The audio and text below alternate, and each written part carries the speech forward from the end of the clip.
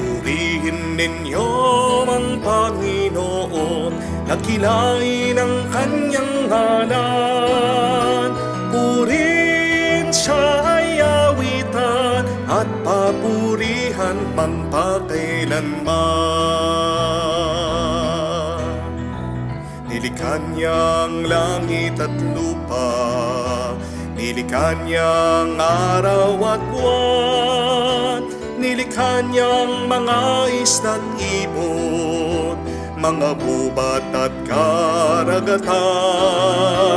Tunay siyang banal at dakila, purihin ang kanyang ngalan. Ang lahat ng nilikha niya'y mabuti, pinagyaman niya ng lubusan. Purihin ninyo ang Panginoon, nakilain ang kanyang ngalan. Purihin siya ay awitan at papurihan magpakailanman.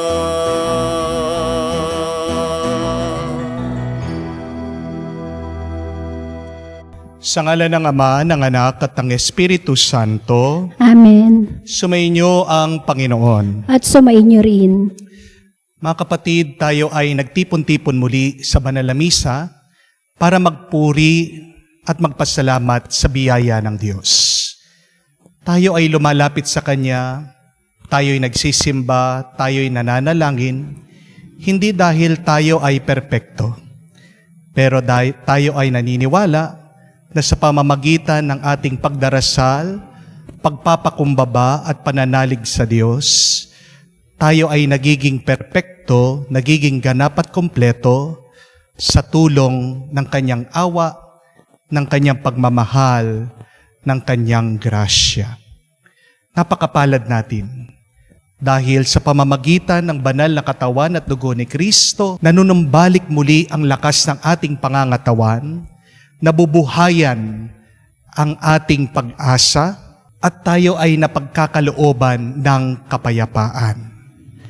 Mga kapatid, sa banal na misang ito, pagdasal natin ang ating mga kapatid na may sakit, naway sila ay agad na gumaling. Naway ang mga nalulungkot ay matuwa muli. Ang mga nawawalan ng gana ay palakasin niya.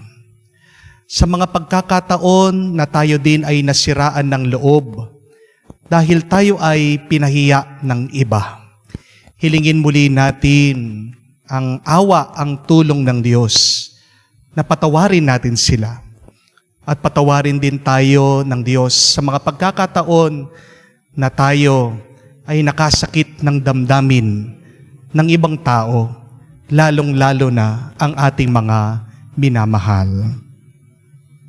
Inaamin ko sa makapangyarihang Diyos at sa inyo, mga kapatid, na lubha akong nagkasala sa isip, sa salita, sa gawa, at sa aking pagkukulang. Kaya isinasamo ko sa mahal na Birheng Maria, sa lahat ng mga anghel at mga banal, at sa inyo, mga kapatid, na ako'y ipanalangin sa Panginoong ating Diyos. kaawaan tayo na makapangyarihan Diyos, patawarin tayo sa ating mga kasalanan, at patnubayan tayo sa buhay na walang hanggan. Amen.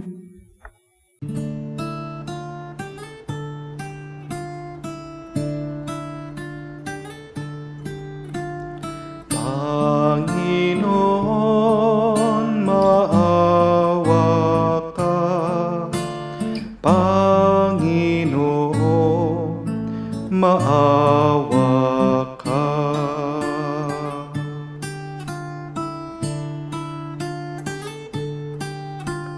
Kristo, maawa ka.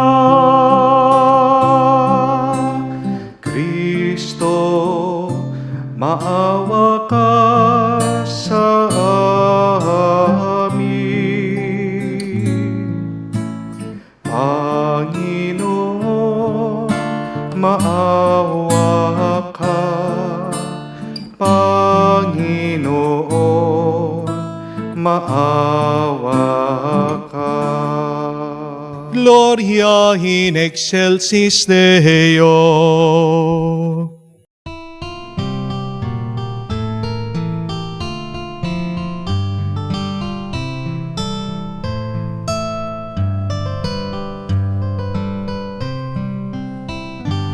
Luwalhati sa Diyos sa kaitaasan, kaloob sa lupa ay kapayapaan.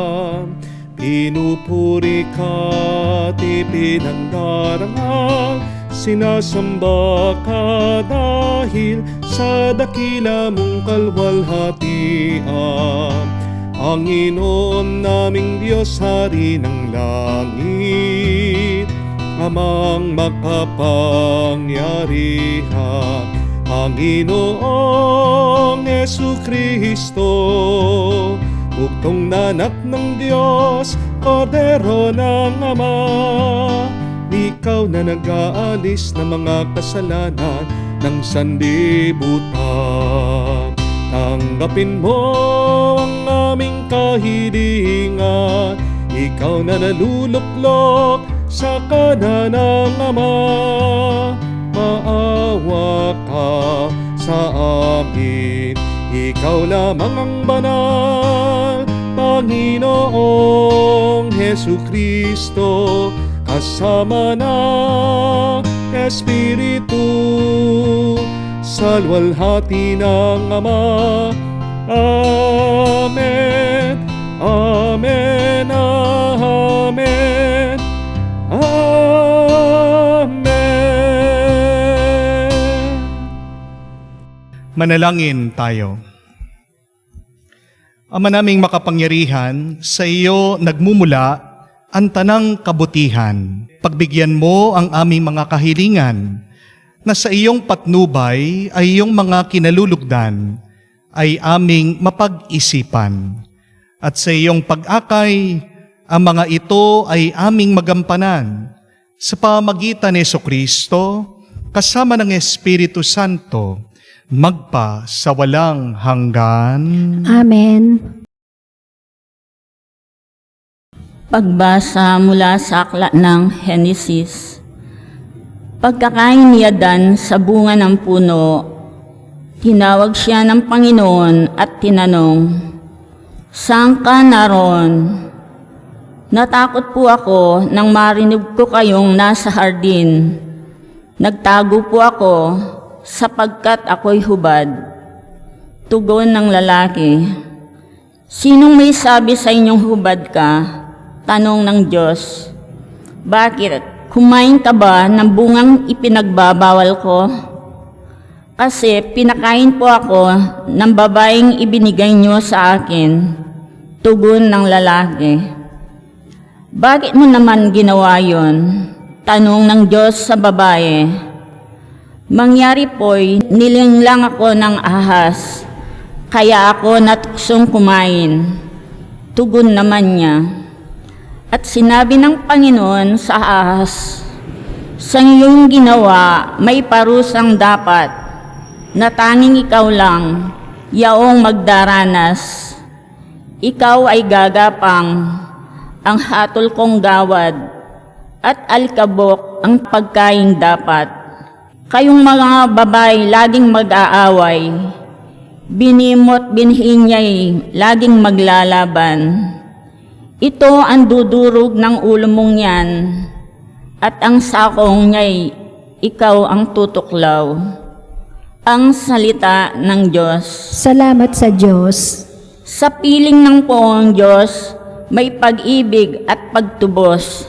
Sa piling ng poong Diyos, may pag-ibig at pagtubos. Sa gitna ng paghihirap, tinawag ko'y Panginoon.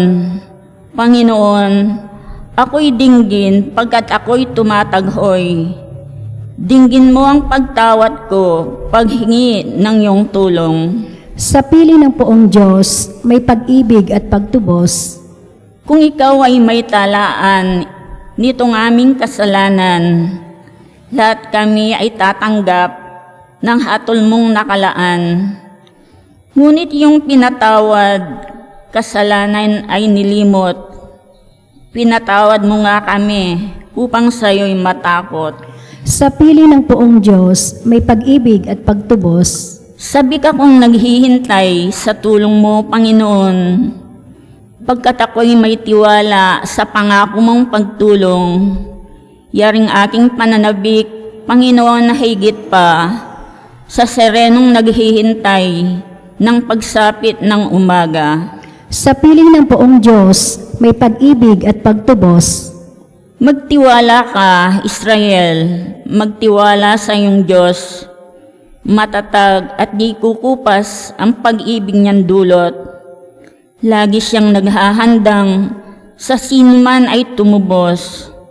Ililigtas ang Israel, yaong kanyang mga hirang. Ililigtas niya sila sa kanilang kasalanan. Sa piling ng poong Diyos, may pag-ibig at pagtubos. Pagbasa mula sa ikalawang sulat ni Apostol San Pablo sa mga taga-Korinto.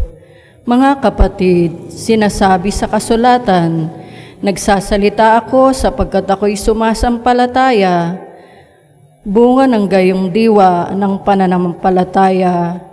Nagsasalita rin ako sapagkat ako may sumasampalataya, sapagkat nalalaman kong ang Diyos na muling bumuhay sa Panginoong Hesus ang kanyang piling. Ang lahat ng pagtitiis ko ay sa kapakanan ninyo, upang sa pagdami ng mga nakatanggap ng mga kaloob ng Diyos, lalo namang dumami ang magpasalamat at magpapuri sa Kanya. Kaya't hindi ako pinaghihinahan ng loob, bagamat umiina ang aking katawang lupa, patuloy namang lumalakas ang aking espiritu. Ang bahagya at panandaliang kapighatiang dinaranas ko ngayon ay magbubunga ng kaligayaang walang hanggan at walang katulad. Kaya't paningin namin ay nakapako sa bagay na di nakikita, hindi sa nakikita. Sapagkat panandalian lamang ang mga bagay na nakikita, ngunit walang hanggan ang mga bagay na di nakikita. Talos natin na kapag nasira ang toldang tinatahanan natin ngayon, ang ating katawang lupa, tayo'y may katahanan sa langit. Hindi nasisira, isang tahanang ginawa ng Diyos, hindi ng tao. Ang salita ng Diyos. Salamat sa Diyos.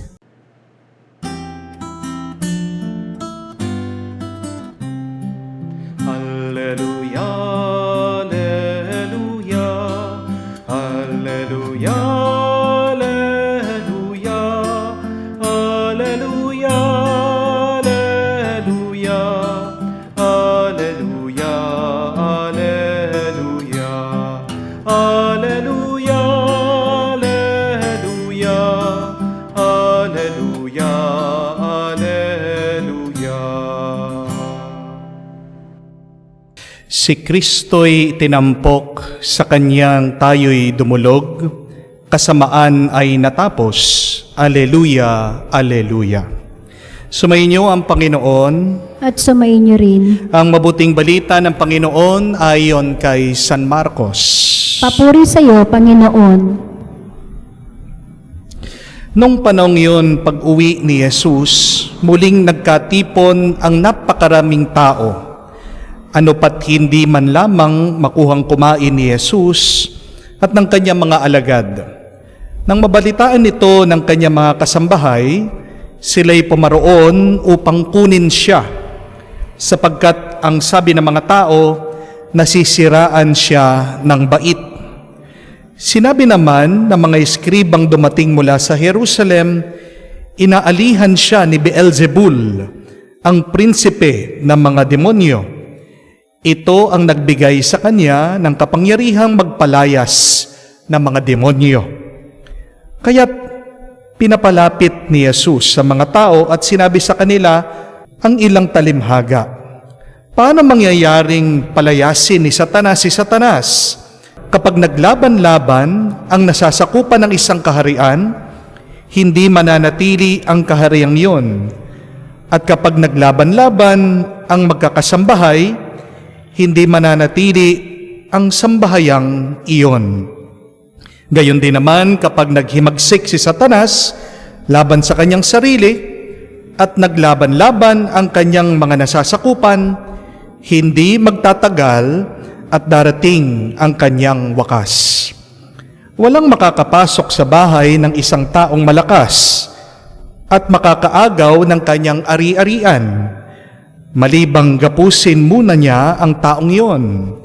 Saka pa lamang niya malolooban ang bahay na iyon. Tandaan ninyo, maaaring ipatawad sa mga tao ang lahat ng kasalanan at panlalait nila sa Diyos. Ngunit, ang sino mang lumait sa Espiritu Santo ay hindi mapapatawad. Ang kanyang kasalanan ay hindi mapapawi kailanman. Sinabi ito ni Jesus sapagkat, ang sabi ng ilan, inaalihan siya ng masamang espiritu.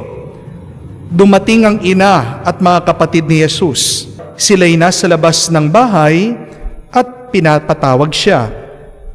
Noon na may maraming taong nakaupo sa palibot ni Jesus at may nagsasabi sa kanya, nariyan po sa labas ang inyong ina at mga kapatid.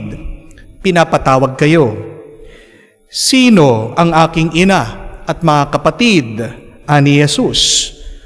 Tumingin siya sa mga nakaupo sa palibot niya at nagwika, ito ang aking ina at ang mga kapatid ko. Sapagkat ang sino mang tumatalima sa kalooban ng Diyos ay siya ang aking ina at mga kapatid. Mga kapatid, ang mabuting balita ng ating Panginoon. Pinupuri ka namin, Panginoong Jesucristo.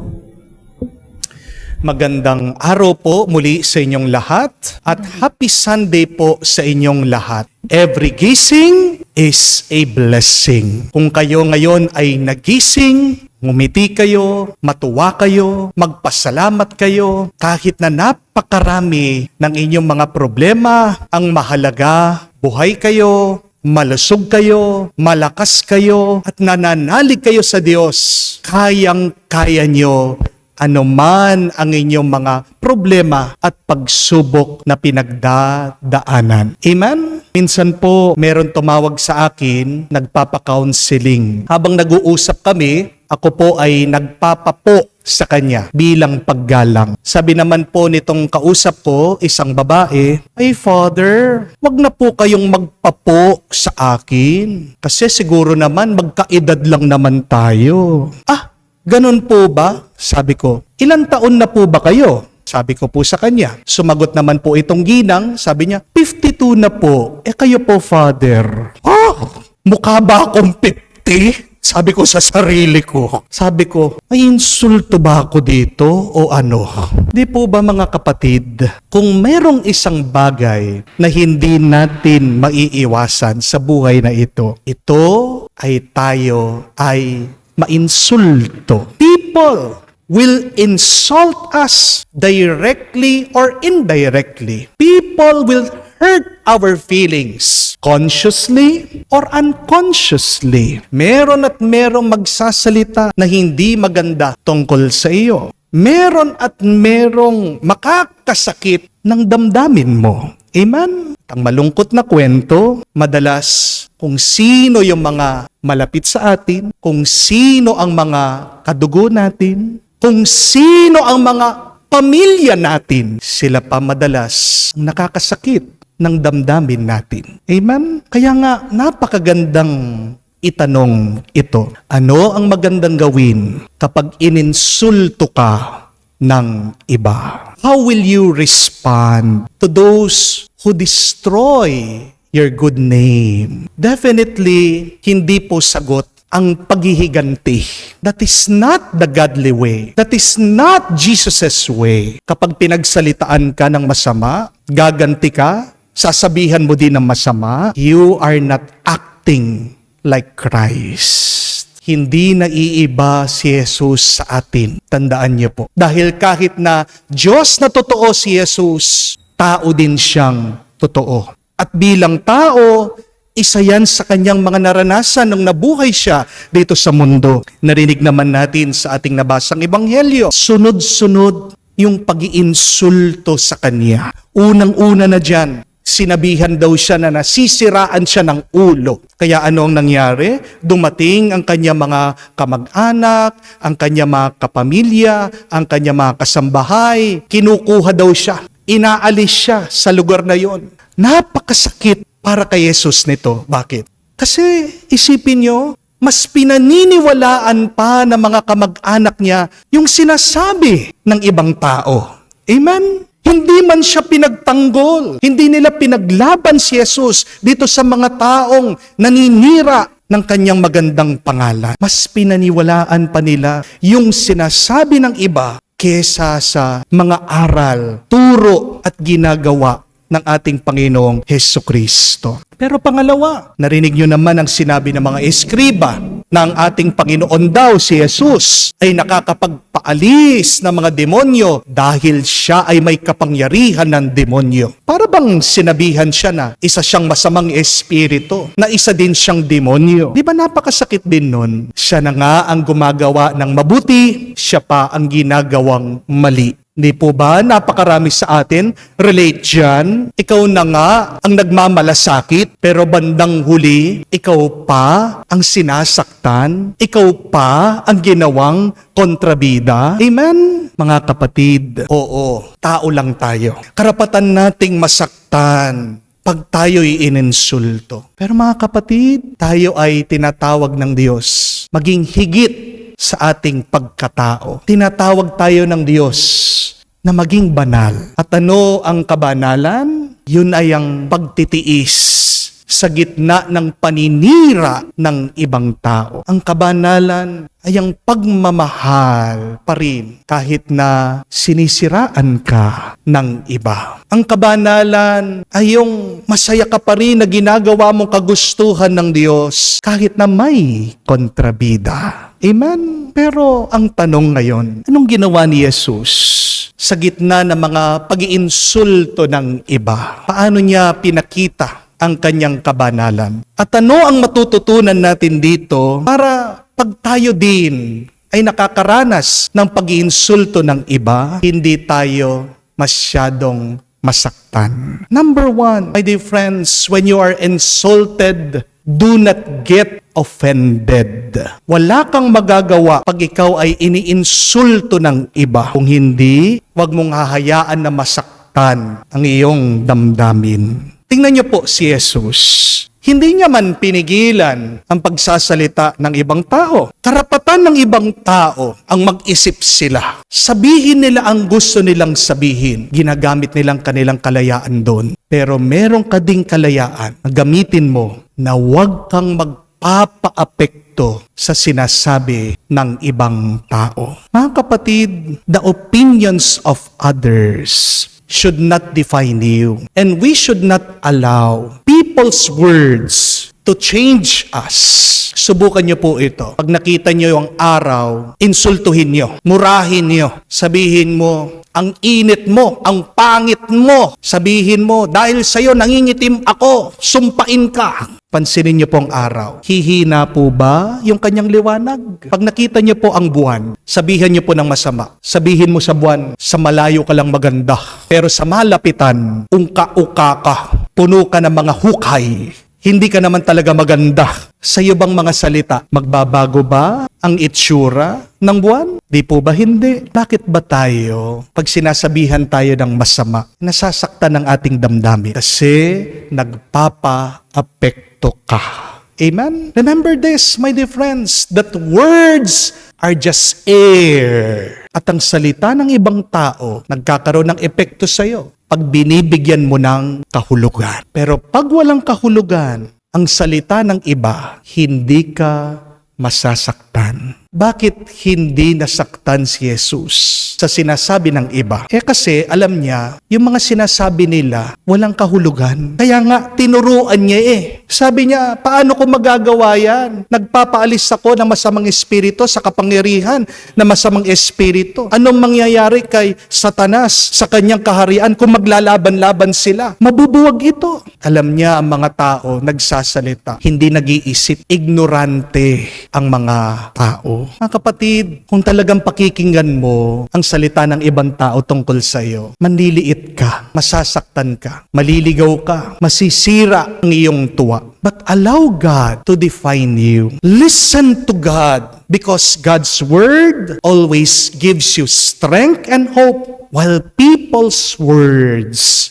will always limit you. Amen? When you are insulted, do not get offended. Their words are just words. Do not put any meaning to it. Second, when you are insulted, focus on your blessing instead of the insult. Napakaganda po ng sinasabi ng pangalawang pagbasa. Sinasabi ng ating katawan ay lumilipas.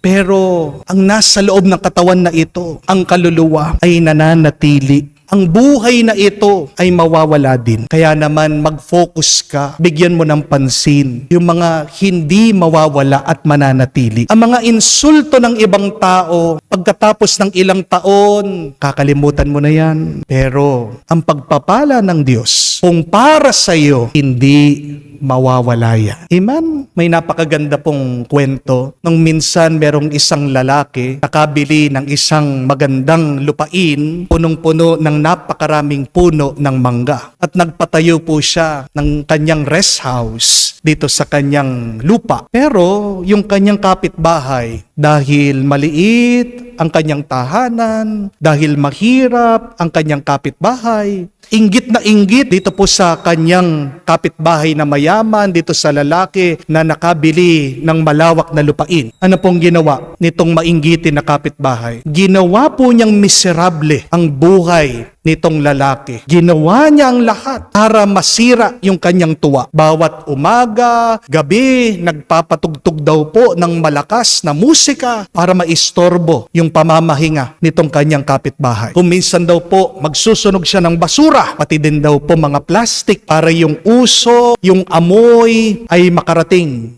dito sa kanyang kapitbahay. Nung minsan daw po, nagising itong mayaman, napakaganda daw po ng kanyang pakiramdam. He was in a good mood. Pero paglabas po niya sa kanyang bakuran, nakita niya, tinambakan ng kanyang mainggiting kapitbahay ng maraming kalat, ng maraming basura. Alam niyo po kung anong ginawa nitong mayaman? Kumuha daw po siya ng timba. Dinala po niya doon sa kanyang kapitbahay na mainggitin, kumatok siya at narinig po nitong kanyang kapitbahay na naiinggit. Sabi niya, nagwagi ako. Yan, naapektuhan na siya sa aking ginagawa. Buti nga, binuksan daw po nitong lalaki yung kanyang bahay. Nakita niya doon yung mayaman, dala-dala yung timba, pero may laman na napakaraming mangga. Binibigay niya dito sa kanyang kapitbahay. Nagtataka po, itong mainggiting kapitbahay. Sabi niya, pagkatapos ng lahat ng ginawa ko sa iyo, bakit napakabait mo, binibigyan mo pa ako ng mangga? Alam niyo po kung anong sabi nitong mayaman? You cannot give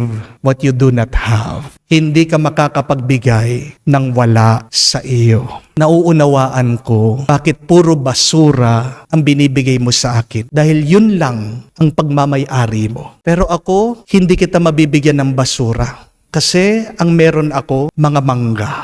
Kaya yan ang aking binibigay sa iyo. Mga kapatid, suriin natin ang ating puso. Baka naman ikaw ay nangiinsulto, naninira sa iba dahil nakalimutan mo na ikaw ay pinagpala ng Diyos. Hayaan mo yung mga ibang tao din na naninira sa iyo. Unawain mo sila kasi yan lang ang pwede nilang maibigay sa iyo. But be better than them. God has blessed you. Benendisyonan ka. Pinagpala ka. Yan ang iyong ibigay sa kanila. Bakit si Jesus nananatiling napakabait kahit na ginagawa ng ibang taong napakabigat ng kanyang buhay? Dahil alam niya, siya'y nakakatanggap ng pagmamahal galing sa kanyang ama. Dahil meron siyang pagmamahal ang kanyang binibigay sa iba. Habang ang ibang tao, puro sama ng loob, kaya naman sama ng loob ang binibigay nila. Kaya magandang itanong, mga kapatid, ano ang nasa loob ko? Ano ang nasa puso ko? Tandaan natin, mga kapatid, meron at merong tao talagang palaging mambabato sa iyo. Bakit? Kasi mataas na ang lipad mo. Gusto ka nilang ibagsak. Pag meron nang-iinsulto sa iyo, wag mong ibababa ang level mo sa kanila. Pero para maiwasan mo na masaktan sa pananakit nila, anong kailangan mong gawin? Mas taasan mo pa ang lipad mo. At magiging mataas ang lipad natin kung tayo ay nakalapit sa Diyos. Kung ang Diyos ang iyong kasangga, sino pang makakapagpabagsak sa iyo? Wala na. Kaya nga, ito yung ating ipagdasal. Hingin natin sa Diyos ang kanyang tulong naway unang-una sa lahat. Tulungan tayong palakasin ang ating damdamin, huwag tayong masaktan sa ginagawa ng iba, pagpasalamat tayo sa kanyang mga pagpapala at manatili tayong nakakapit sa Diyos. Tandaan natin ang sinasabi ng Panginoon na pag ikaw ay sinisiraan ng iba, matuwa ka at magalak dahil may naghihintay na pagpapala sa iyo. Naway, patibahin pa natin ang ating pananalig sa Diyos. Huwag kang mag-alala. Hindi ka papabayaan ng Diyos. Amen. Sumasampalataya ako Sumasampalataya ako sa Diyos, amang makapangyarihan sa lahat, na may gawa ng langit at lupa. Sumasampalataya ako kay Jesucristo, iisang anak ng Diyos, Panginoon nating lahat. Nagkatawang tao siya, lalang ng Espiritu Santo, ipinanganak ni Santa Maria ang Birhen, ipinagkapakasakit ni Poncio Pilato, ipinako sa krus, namatay, inilibing, nanawog sa kinaroroonan ng mga yumao. Nang may 3 araw, nabuhay na muli, umakyat sa langit, naluklok sa kanan ng Diyos amang makapangyarihan sa lahat. Doon na magmumulang paririto at huhukom sa mga nabubuhay at nangamamatay na tao. Sumasampalataya naman ako sa Diyos Espiritu Santo, sa banal na simbahang Katolika, sa kasamahan ng mga banal, sa kapatawaran ng mga kasalanan, sa pagkabuhay na muli ng nangamatay na tao, at sa buhay na walang hanggan. Amen.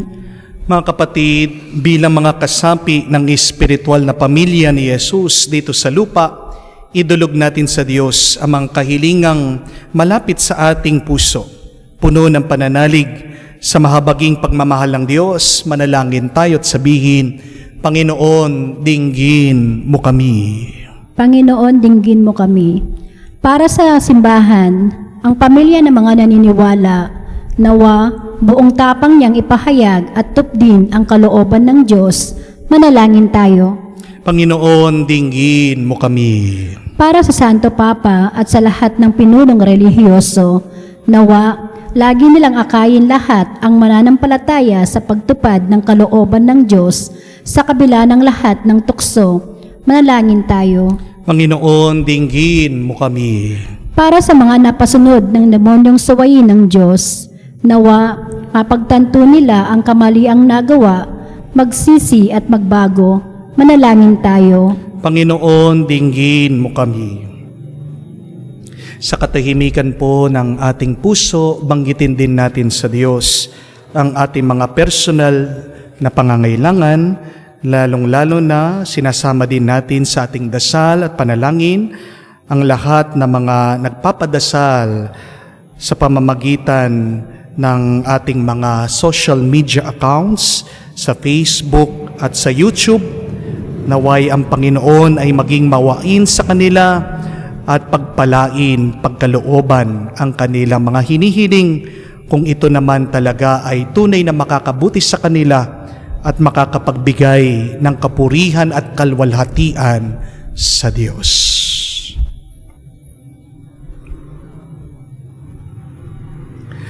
Ama naming nasa langit, salamat at ginawa mo kaming kasapi ng iyong pamilya sa lupa, mga kapatid ni Jesus na aming tagapagligtas. Panatilihin mo kaming tapat sa iyo. Inuuna ang pagdating ng iyong kaharian. kung saan ka nabubuhay at naghahari magpakailanman. Amen. Bago po ang ating offertory at paghahanda ng mga hain, hayaan niyo pong magpasalamat ako muli sa napakarami sa inyong walang sawang sumusuporta sa ating pong parokya at sa ating mga apostolate. Habang nakabakasyon po ang mga bata, imbis na bigyan natin ng allowance ang ating mga scholar dahil hindi pa po sila pumapasok sa eskwela, ang mga eskwela po ang ating pong bibigyan ng suporta, financial support, ngayong pong nakabakasyon ang mga bata. At tayo din po ay magdodonate sa bagong simbahan na ginagawa po doon po sa bundok para sa ating mga kapatid na Aita.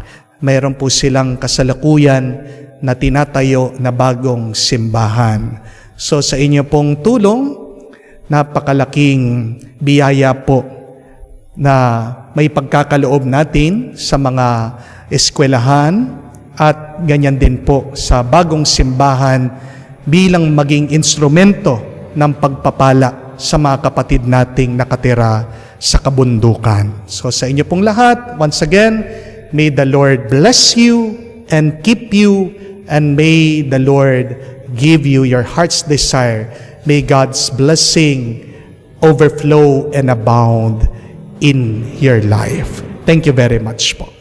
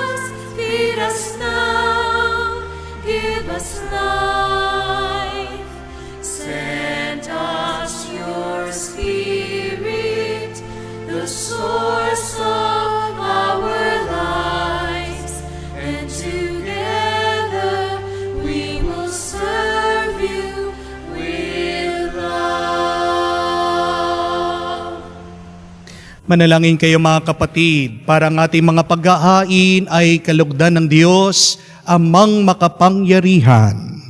Tanggapin nawa ng Panginoon itong paghahain sa iyong mga kamay sa kapurihan niya at karangalan sa ating kapakinabangan at sa buong sambayanan niyang banal. Ama naming lumikha, tunghayan mo at kalugdan ang paglilingkod na aming ginagampanan upang ang aming inihahain ay iyong marapatin at ang aming pag-ibig ay iyong pag-alabin.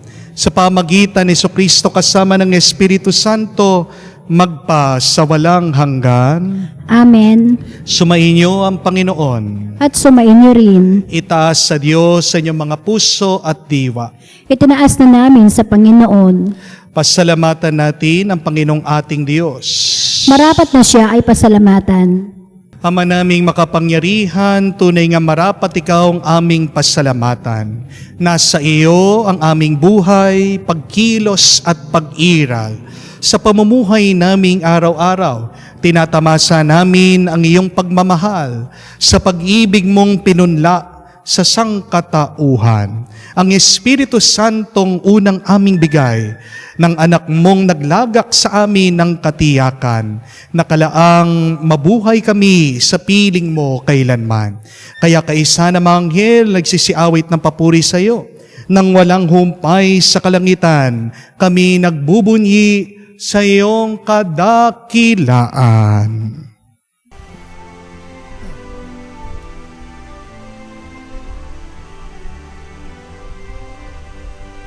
Santo, Santo, Santo, Panginoong Diyos ng mga hukbo, napupuno ang langit at lupa ng kadakilaan mo. Hosana, Hosana, sa kaitaasan, pinagpala ang naparito sa ngalan ng Panginoon. Hosana, Hosana, sa kaitaasan. Hosana, Hosana, sa kaitaasan.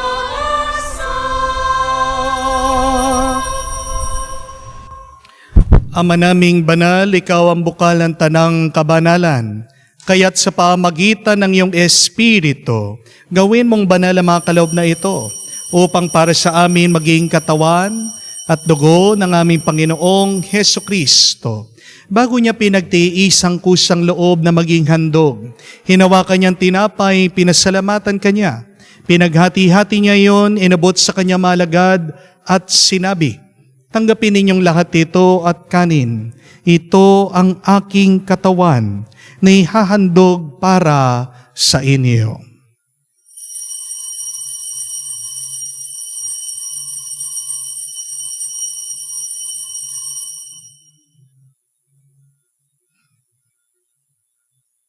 Gayon din naman na matapos ang hapunan, hinawakan niyang kalis. Muli kanyang pinasalamatan at binigay ang kalis sa kanyang mga alagad at sinabi, "Tanggapin ninyong lahat ito at inumin.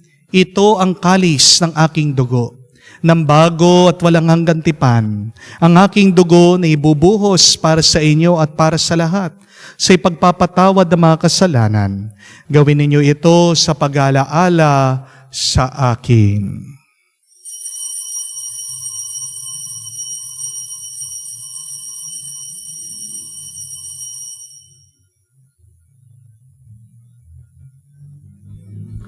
Ang misteryo ng pananampalataya. Aming ipinahayag na namatay ang iyong anak, nabuhay bilang Mesiyas at magbabalik sa wakas para mahayag sa lahat. Ama, ginagawa namin ngayon ang pag-alaala sa pagkamatay at muling pagkabuhay ng iyong anak. Kaya tinialay namin sa iyo ang tinapay na nagbibigay buhay at ang kalis na nagkakaloob ng kaligtasan. Kami nagpapasalamat dahil kami iyong minarapat na tumayo sa harap mo para maglingkod sa iyo. Sinasamo namin kami magsalo-salo sa katawan at dugo ni Kristo ay mabuklod sa pagkakaisa sa pamamagitan ng Espiritu Santo. Ama, lingapin mong iyong simbahan, laganap sa buong daigdig. Puspusin mo kami sa pag-ibig. Kay San Francesco, aming Papa, Florentino, aming Arsobispo, at ng Tanang Kaparian. Alalahanin mo rin ang aming mga kapatid na nahihimlay at may pag-asang muling mabubuhay. Gayon din lahat ng mga pumanaw, kawan mo't sila't patuloyin sa iyong kaliwanagan. Kawan mo't pagindapatin kaming lahat, makasalo sa iyong buhay na walang wakas. Kaisa na mahal na Birhen Maria, Ina ng Diyos, kaisa na mga apostol, lahat ng mga banal, na namuhay dito sa daigdig na kalugod-lugod sa iyo. May pagdiwang nawa namin ang pagpupuri sa kararangal mo sa pamamagitan ng iyong anak, aming Panginoong Hesu Kristo. Sa pamamagitan ni Kristo, kasama niya at sa Kaniya, ang lahat ng parangal at papuri ay sa iyo, Diyos Ama, makapangyarihan, kasama ng Espiritu Santo, magpasawalang hanggan. Amen, amen, amen. Sa nakakagaling na utos at turo ni Jesus na Panginoon natin at Diyos, ipahayag natin ng lakas loob.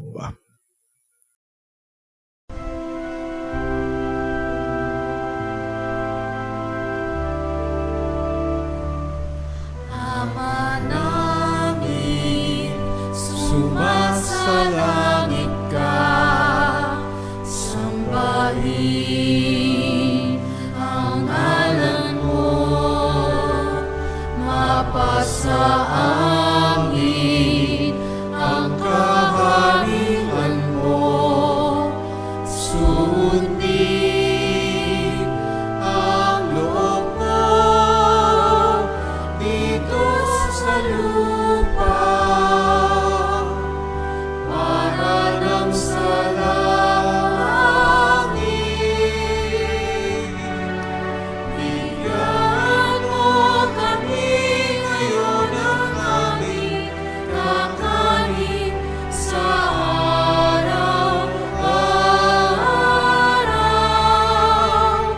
at patawarin mo kami sa aming mga sala, para ng pagpapatawad namin sa nagkakasala sa amin.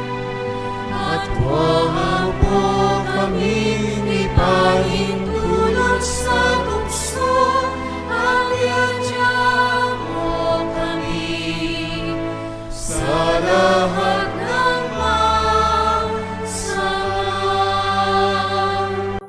Hinihiling namin kami yadya sa lahat ng masama, pagkalooban ng kapayapaan araw-araw, iligtas sa kasalanan, at ilayo sa lahat ng kapamakan, samantalang aming pinanabikan ang dakilang araw ng pagpapahayag ng tagapagligtas naming si Hesu Kristo. Sapagkat iyo ang kaharian at ang kapangyarihan at ang kapurihan magpakailanman. Amen.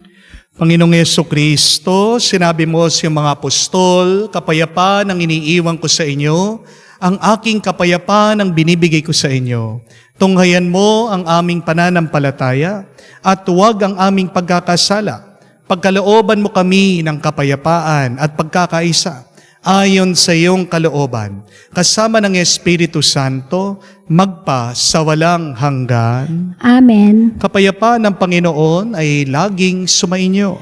At sumainyo rin. Magbigayan po tayo ng kapayapaan sa bawat isa. Peace with you po.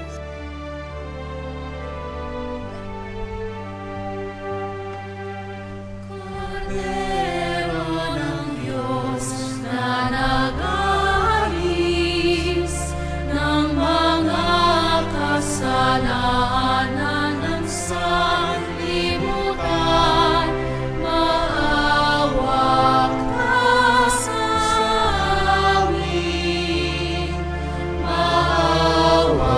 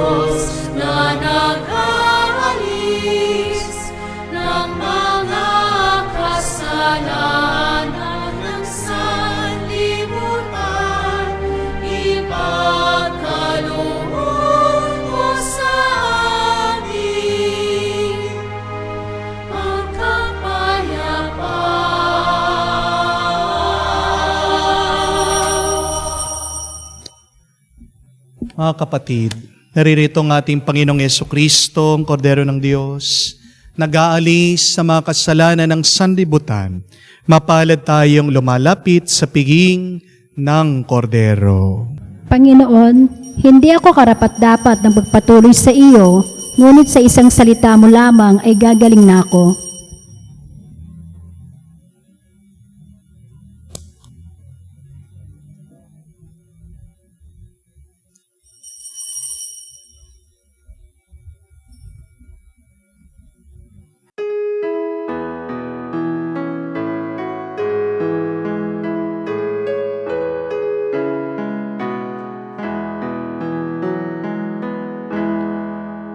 Tinanggap ko ang buhay na Diyos, puso ko ay nakalahak. Tinanggap ko buhay na Diyos, puso ko ay natuwa. Tinapay siya ng buhay, hinati at binigay para mambigay buhay. Huwag mangamba kailanman.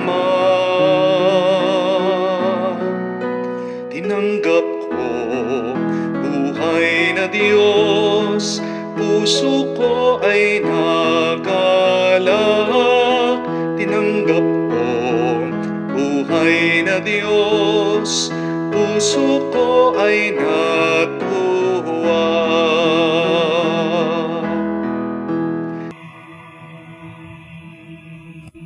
Lumuhod po tayo para sa panalangin para sa mga may sakit. Panginoong Yesus, lumalapit po kami sa iyo ngayon upang idulog ang kagalingan ng mga may sakit. Haplusin niyo po sila at pagkalooban ng panibagong lakas upang sila ay muling makapaglingkod sa iyo. Patawarin niyo po sana sila sa kanilang mga kasalanan at pagkalooban din ng kagalingang pangkaluluwa. Sa katahimikan po ng ating puso, banggitin natin sa Diyos ang pangalan ng mga kapatid nating tumadaan sa sakit at ang mga may karamdaman.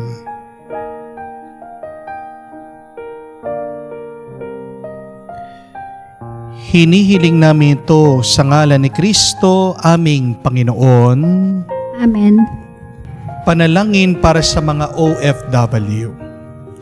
Ama, pinapanalangin namin sa iyo ang natatanging kahilingan ng lahat ng mga nagtatrabaho sa ibang bansa. Tulungan mo sila bawat sandali ng kanilang buhay habang nasa ibang bansa. Palakasin mo sila kapag pinanghihinaan sila ng kalooban. Pagalingin mo sila sa tuwing nagkakasakit. Aluin mo sila kapag nalulungkot sila. Ilayo mo sila sa anumang masama at kapahamakan upang mapagpatuloy sila lagi sa kanilang buhay. Mapahalaga nawa nila ang kanilang pamilya ang bawat sakripisyo nila sa ibang bansa upang wag masayang ang kanilang pagpapagal. Kaawaan at pagkalooban mo ng biyaya ang lahat ng mga OFW dahil sa iyo lamang aasa at wala ng iba pa. Ang lahat na ito ay aming sama-samang panalangin sa ngalan ni Jesus. Amen. Banal na muka ni Jesus, kaawaan mo kami. Tumayo po tayo. Manalangin tayo. Ama naming mapagmahal, ang pagganap sa iyong pagbibigay kagalingan ay pumapawi nawa sa aming mga nagawang pagsuway at magdulot nawa ng iyong mga kinalulugdan sa pamamagitan ni Jesucristo kasama ng Espiritu Santo magpa sa walang hanggan. Amen. Kung may isang bagay na hindi tayo maiiwasan, ito ay ang mainsulto tayo ng ibang tao. Consciously or unconsciously, sinasadya o hindi sinasadya, tayo ay makakaranas ng lungkot dahil sa pananalita ng iba. Anong magandang gawin? Sundan natin ang ginawa ng ating Panginoon. First, do not get offended. Do not allow other people's words to define you. Allow God to define you. Ang salita ng ibang tao ay hangin lang. Huwag mong bibigyan ng kahulugan. Kung maghahanap ka ng kahulugan, hanapin mo sa salita ng Diyos. Mas gaganda ang iyong nararamdaman. But secondly, focus on God's blessing instead of the insults of other people. Pag merong naninira sa iyo, ito ay dahil sira ang kalooban nila. Pero kung ikaw ay puno ng pananalig at pasasalamat sa Diyos, yan sana ang iyong ipakita sa iba. Nakatanggap ka ng pagmamahal sa Diyos. Naway pagmamahal din ang ipakita mo at iparamdam sa iba. Just like Jesus focused on the blessing of the Father. But third and last, pag hinahatak ka, binababa ka ng iba, be more close to God. Mas iangat mo pa ang iyong isip sa Diyos. Kaya binababa ka nila dahil mataas na ang iyong lipad. Pag mataas ang iyong lipad, mas taasan mo pa. Hindi ka na matatamaan ng pambabato ng iyong mga kaaway o ng mga taong hindi gusto sa iyo. Mga kapatid, kaya naman magandang assignment po natin ngayong darating na linggo. Itong mga taong ito na nagbababa sa iyo, kahit lang sa iyong panalangin, send them a prayerful blessing. Complement them to your thoughts through your prayers. Pansinin mo yung mabuti, maganda na ginagawa ng mga taong ito kahit na sinasaktan nila ang iyong kalooban. Malalabanan mo lang ang pag-insulto ng iba sa pamamagitan ng magandang pagsasalita. People may insult you, but do not fight fire with fire. Masusunog kayong dalawa. If people insult you, try to compliment them. Makikita mo, mag-iiba ang iyong karanasan, mag-iiba ang iyong mararamdaman, mapupuno ka ng tuwa at ng kapayapaan. Sumayin niyo ang Panginoon At sumayin niyo rin. at kayo ay basbasan ng Diyos makapangyarihan sa lahat sa ngalan ng Ama, ng Anak, ng Espiritu Santo. Amen. Ang ating misa ay natapos na. Humayo kayo sa kapayapaan ni Kristo. Salamat sa Diyos.